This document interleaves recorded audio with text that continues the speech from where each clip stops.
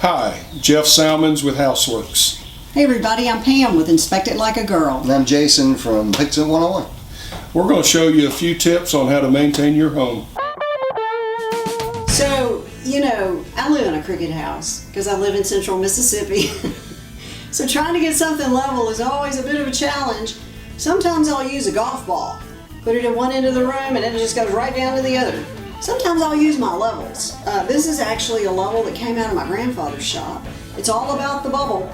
So you want to look here, and if it's level, the bubbles will be between the two lines. Sometimes I have a short distance, but I also have this is maybe 3 feet, but it also, I love this. It gives me the little line so I know how long everything is, and then it's all about the bubble. Just remember, keep the bubble in the middle and you're level.